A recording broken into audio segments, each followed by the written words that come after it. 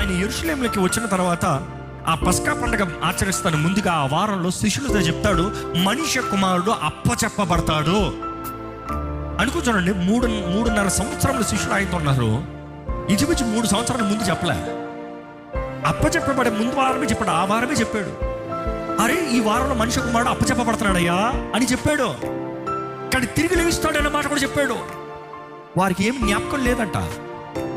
ఈరోజు చాలామంది నాకు అనిపిస్తుంది, యేసు ప్రభు పక్కనే ఉన్నారు, యేసు ప్రభుని తింటా ఉన్నారు, యేసు ప్రభు బాధను చూస్తున్నారు, యేసు ప్రభు వేదన చూస్తున్నారు, ఆయన నోరు తెరిచి చెప్తున్నారు, ఆయన కూడా అర్థం కావట్లేదంట.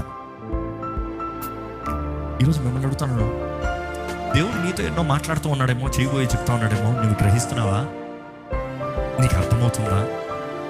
ఇంకా సందేహిస్తున్నావా? ఇంకా ప్రశ్న వేస్తున్నావా? ఇంకా ఇది నిజమా అన్నట్టుకున్నావా? ఏంటిది దేవుడు నీతో చెప్తున్నది నువ్వు జ్ఞాపకం చేసుకుంటుంది. ఆయన మాటను జ్ఞాపకం చేసుకో, ఆయన వాగ్దానాన్ని జ్ఞాపకం చేసుకో. ఎంతమంది ఇక్కడ ధైర్యం చెప్పగలుగుతారు, ఈ సంవత్సరం దేవుడు నాకు వాగ్దానం చేశాడన్న వారు చేతుల తలలు చెప్తారా? ఎందుకంటే నువ్వు విశ్వసిస్తున్నదే నీకు నెరవేరుతుంది కదా. నువ్వు నమ్ముచున్న దాని ప్రకారం నేను, how can you believe what you don't remember, what you don't trust? నువ్వు గ్రహించడది ఎలాగ నమ్ముతావు? You need to understand what you believe. నువ్వు అర్థం చేసుకుని గ్రహిస్తే